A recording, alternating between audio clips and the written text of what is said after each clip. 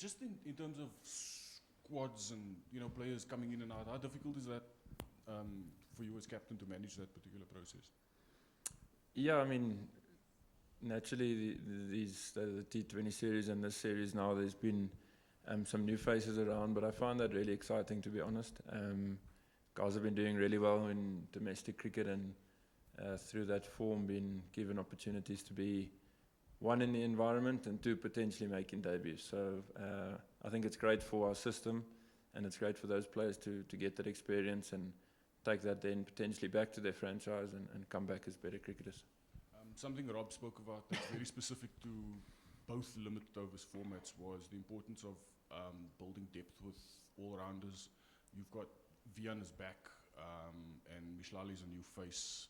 I just wanted your impressions on Mishlali, both from what you've seen with him at training and also just personally.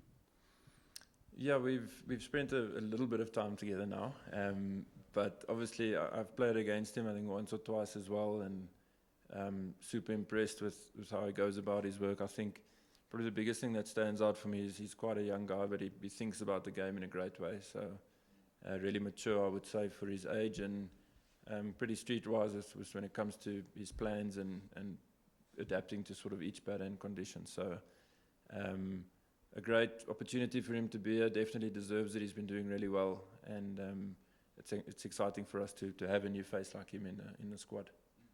In terms of these guys that are going to get opportunities, Nandre got a quick look the other day. Otniel, I presume, will get another one because the bowling looks quite light. What are your expectations from these players? Look, number one and the most importantly is not to put any pressure on them. It's opportunities for them to do what they've been doing so well in the domestic scene and to try to replicate that in international cricket. Yes, the opposition is going to be tougher, but ultimately it's the ball or the bat in their hand, and they give it their best crack. So each person that's here that's sort of new to the environment, like I've mentioned, has deserved their call-up. And if they get opportunities to make debuts, it's more the enjoyment, the experience that they can gain from it, and ultimately still competing in their best way.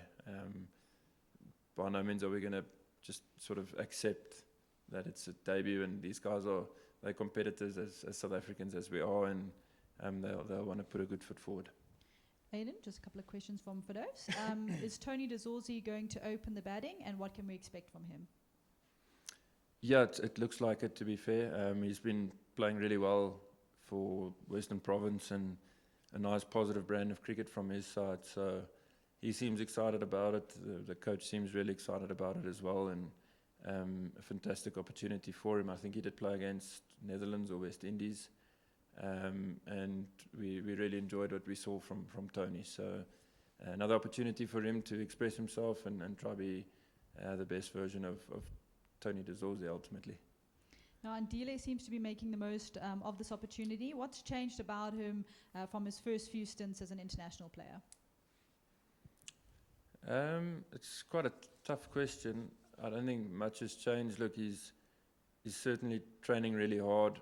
He's always been a hard worker though, and I think he almost sees himself now as not a young guy in the team anymore. I think it's more a guy with a bit more responsibility, and I think he's taken that responsibility on really well. So he's finished games for us with a bat. He's bowled some crucial spells in the middle overs for us, and it is exciting to have Andy playing that sort of cricket for us and putting his hand up. Is the next challenge for the ODI side to find a few reliable all-rounders, and how will they go about doing that? I think there's a lot in this squad and potentially guys that aren't here at the moment. So there are great options for us around the country, and guys have been putting their hands up for those positions. So that's ultimately what it's about. It's creating that healthy competition within the system and rewarding guys for doing well. So we've got a lot of all-rounders, and they're all on the slightly younger side of things. So that's a big blessing for us, and hopefully can serve the Proteas for many years to come. Just on you personally, I think you and Kesh might be the only ones that's playing all three formats here. Other guys are on breaks and some guys are going in and out.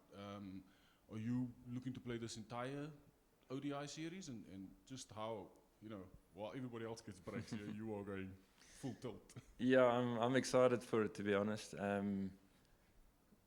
Initially, tomorrow is a fantastic day in Pink Day, and then any series against India is huge as well. So I'm excited to be a part of it. We'll hopefully play all three. That's the plan. So yeah, up for it. I think I had a nice break after World Cup. It was about 2 weeks or so, and got some time away from the game, and I'm feeling fresh and ready to keep playing. So yeah, that's where we are now, and hopefully this series can go well for us. Just on India, obviously they had a great World Cup. There's a few new faces with them as well. What are your expectations from them in this series? Yeah, I think they can almost field 3 sides nowadays and really compete with the best in the world. So we've seen their squad. There are slightly newer faces in the squad, but having said that, we probably have something similar as well in terms of some new faces. So it's exciting to have that. It's an opportunity to have a look at players and to pathways forward going into 50-over cricket in the future. So expect them to be young, full of energy, excited about the opportunities that they're getting, and yeah, I'm sure they'll bring a lot of intensity and the things that they normally bring. So we focus a lot on ourselves and on terms of being ready and being switched on and being sharp, and we believe if we're operating at that sort of right level, then the rest of the things sort of take care of themselves to an extent. And then just two from Telford. What did the team learn from the T20s that you can apply in the ODI series? Sure. I think we played really well in that first game. It was a really good wicket, and the bowlers did well to restrict them to the total that they ended up getting. And through doing that, I think we got a few lessons and got taught a few lessons by just observing that and how we can potentially squeeze more in the middle overs. So that's probably one thing we can take forward. And then from a batting point of view, expecting obviously a lot of spin from them. So we're going to have to, as batters, make sure our game plans against their spinners are up to scratch, and looking forward to that challenge. And then it is South Africa's first ODI since the World Cup. Are the team over the disappointment? Suppose it's an individual question, but yeah, it's never nice to exit a World Cup like that. Thought we had something really good going, and that does still filter though into this team from the good side of things. So I would say most guys are over it. I think the nature of cricket nowadays is it's so busy, and the schedule's so hectic that you're almost forced to move on as quick as possible. So I think we're pretty much past it, and looking forward to the series against India. Mine is just the final one, and it's on Pink Day. Obviously something that, has got its own history now. Still something that's very special, and why for the players? Yeah, it is really special. It's a nice hype that builds up around Joburg for the game, and obviously the reason behind Pink Day is what makes it extra special. So the guys always look forward to it. We generally get a really good crowd, and been fortunate enough as a team to have done well in Pink Days. So I think we've got a pretty decent record, and tomorrow is hopefully another good day for us in the pink kit, supporting a really good cause.